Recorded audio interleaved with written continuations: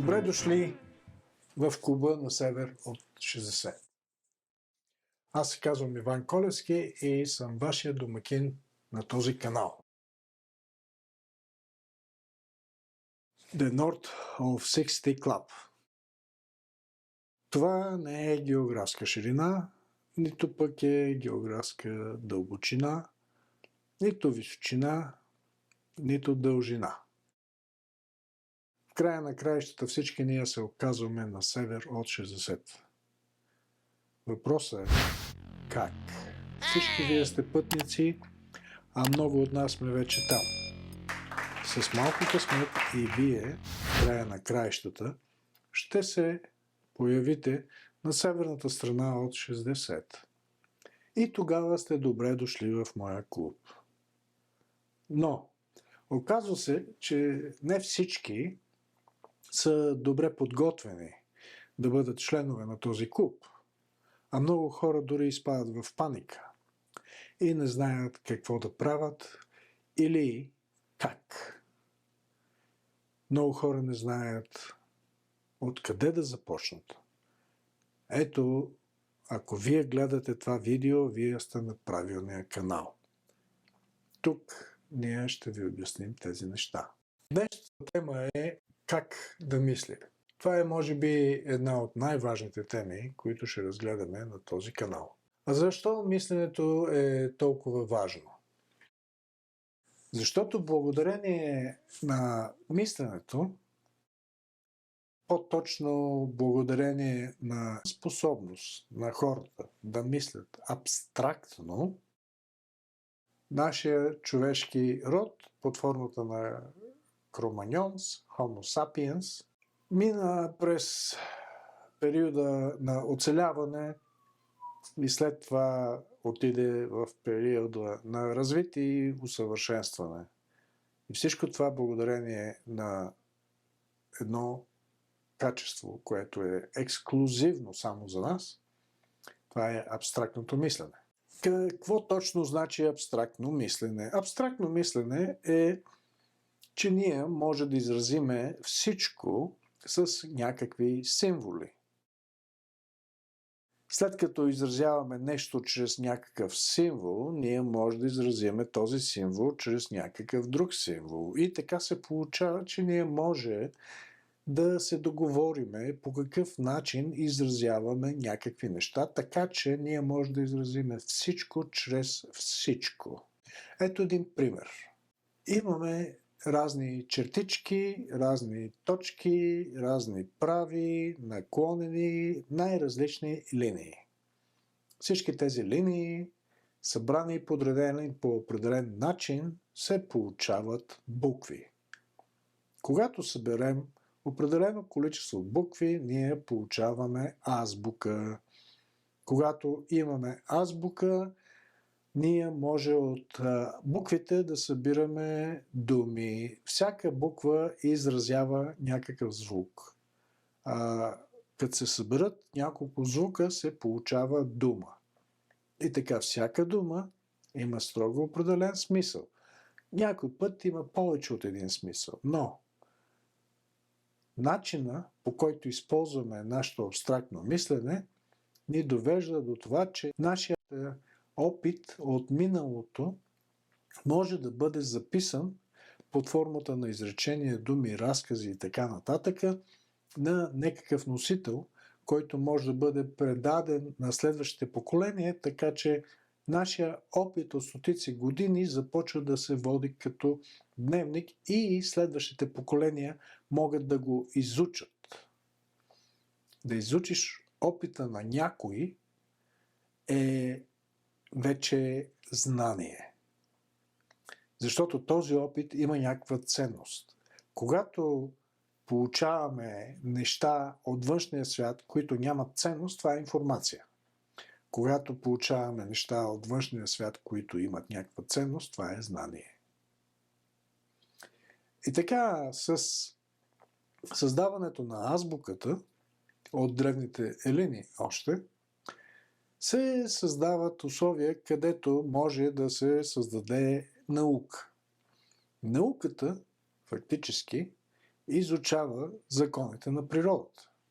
Когато изучиме законите на природата, ние можем да създадеме други науки, които по-конкретно се занимават с изучаване на всеки един закон на природата. А знанието на законите на природата помага за нашето развитие и усъвършенстване и рафиниране на нашите умения. Така че човечеството под формата на кроманьонците, след като имаха уникалната способност за абстрактно мислене, с времето измислиха машини, които преобразяват физическите енергии, които са налични в света около нас, от един вид в друг.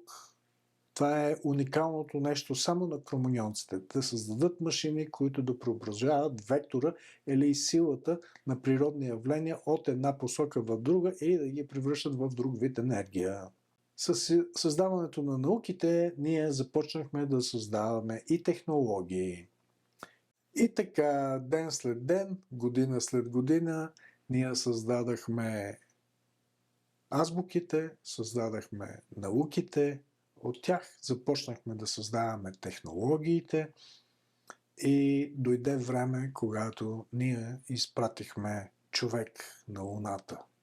И всичко това нещо от създаването на азбуката до ден днешен около 2500 години. 2500 години за мащабите на съществуване на човечеството е едно мигновение и нищо повече. Тази наша способност за абстрактно мислене ни послужи като инструмент, който използвахме, за да преодолеем нашата конкуренция и да разцъфтяваме като човечество днес. Да просперираме днес. Преди 100 000 години на Земята са съществували около 6 вида човекоподобни същества. Преди 35 000 години на Земята са останали само 2 същества. Едното сме ние, а другото са неандерталците. Днес на Земята сме само ние. И всичко това благодарение на нашата уникална способност да мислим абстрактно. Днес ние просперираме в смисъл такъв, че като вид днес на Земята живеят повече хора, отколкото всички предишни поколения събрани заедно. Ние разбираме, че едно от най-важните неща за нашия успех като същества е мисленето, мисловния процес. Мисленето трябва да се има в предвид е не винаги само полезно. Мисленето е като хранителна добавка. В зависимост от това как и колко го използваш, ти можеш да процъфтяваш като живот, може да си като планински ручей, чист и пълен с живот, а може и да констапираш твоя мисловен процес и да се чувстваш като блато, застоял и вонящ. Изборът е ваш. Разбирането на начина, по който мислим, ще ви даде яснотата на разбирането на методите, които са инструмент, който ще ни помогне и ще ни мотивира да намериме достатъчно време, необходимо за започване на коригиране на начина, по който мислим. Казваме коригираме, защото живота е процес. В този процес има винаги някакви корекции. Корекцията е част от процеса на устойчиво развитие и планомерно усъвършенстване и рафиниране. Този процес никога не свършва, защото той е функция от нашето време.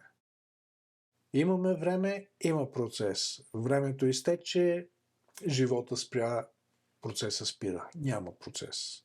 Аз наричам този процес изграждане и поддържане на стила на живот.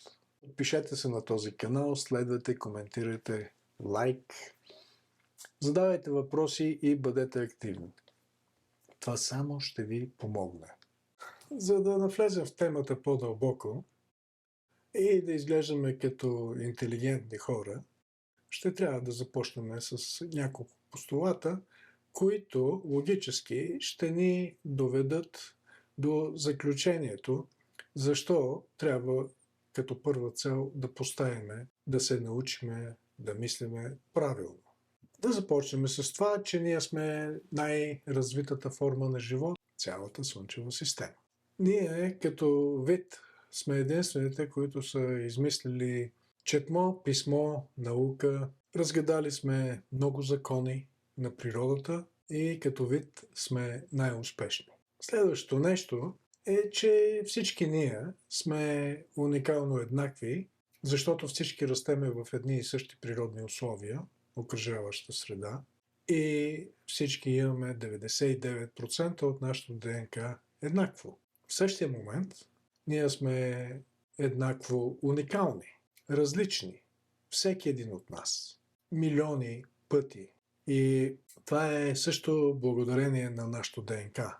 Еднояйчни близнаци са различни помежду си в техното ДНК на около 4 милиона места.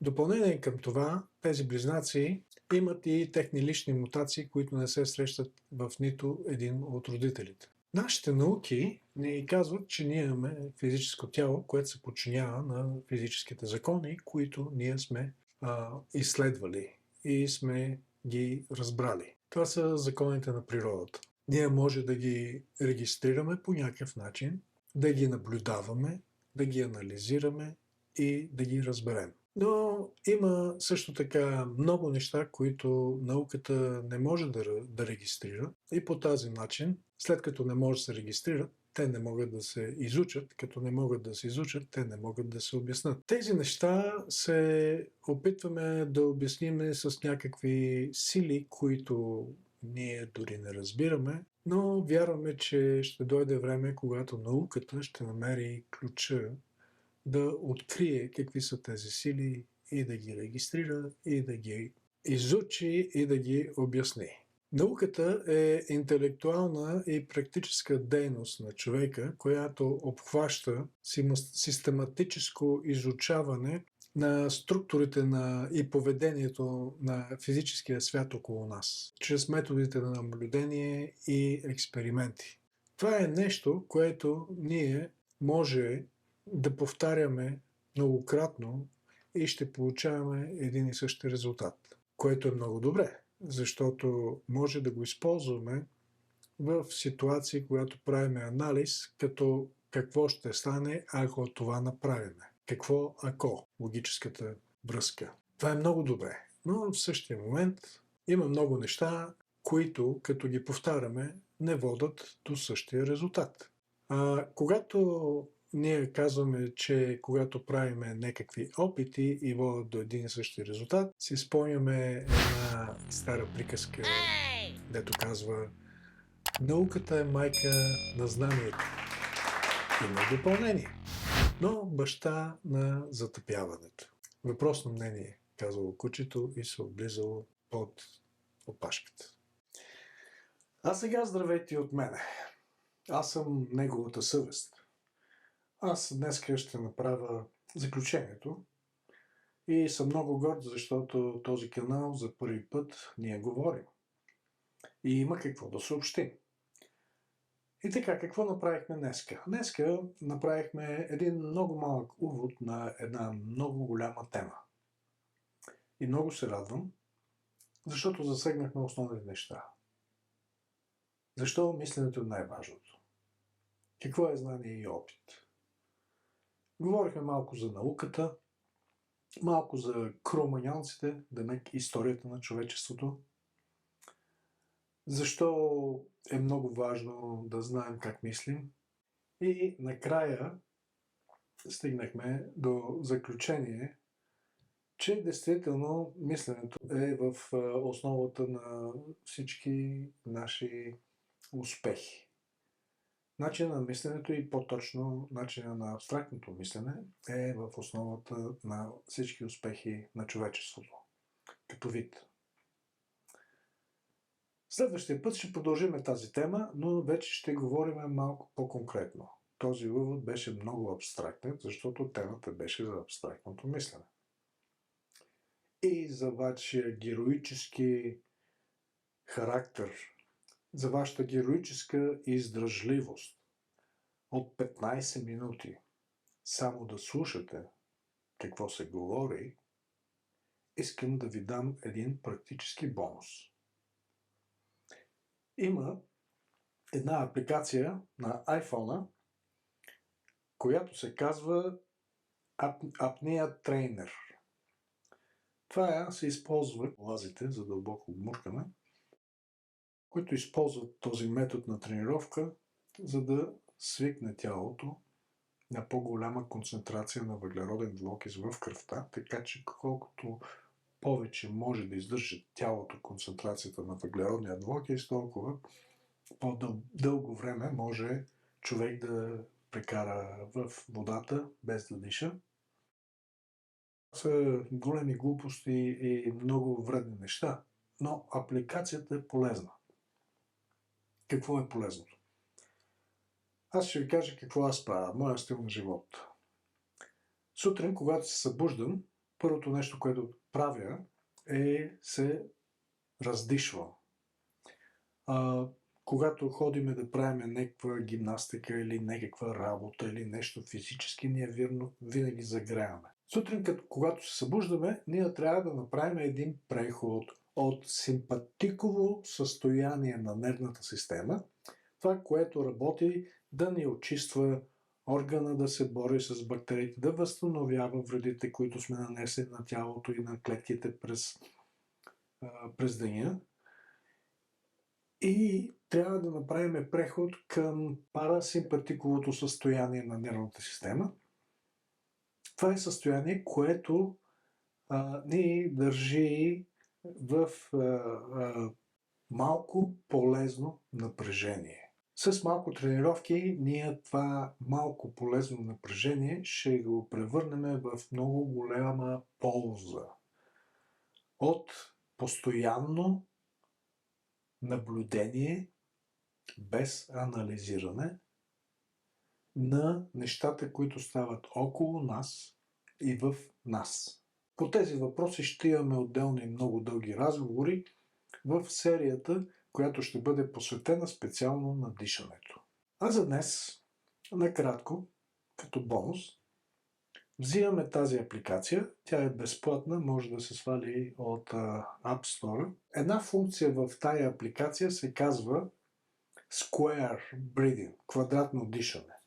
Защото има 4 положения, които ние може да фиксираме за някакво време.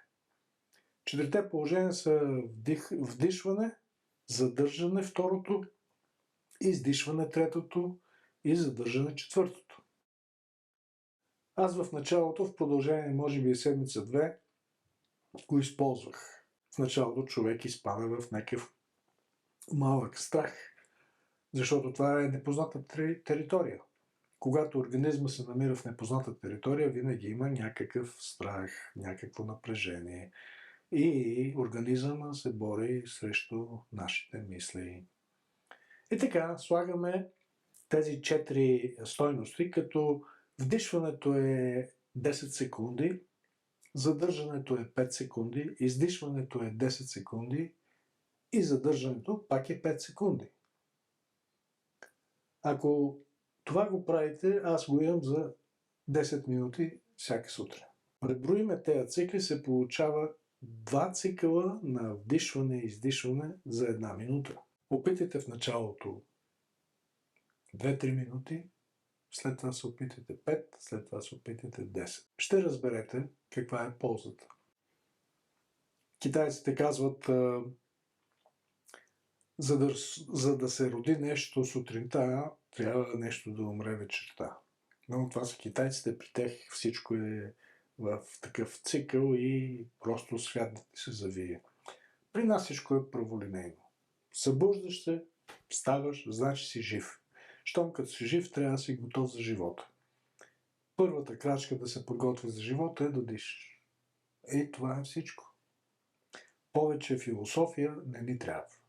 Така че сега ще направя една демонстрация на това, което ще споделя с вас, като мой личен опит и препоръчвам на всичките в продължение на седмица 2 да го приемат като част от техния житейски опит, от техното ежедневие, от техния стил на живот. Ето, включваме апликацията и ще чуем как се изпълнява упражнението. Prepare. Подготовка 10 секунди.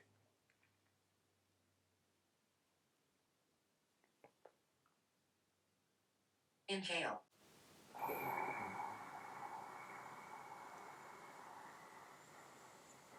Three, two, one. Hold. 3, 2, 1. Exhale.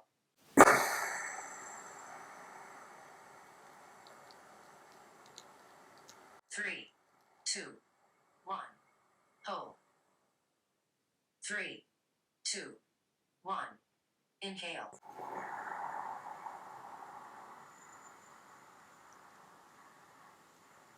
3, 2, 1. Hold. 3, 2, 1. Exhale.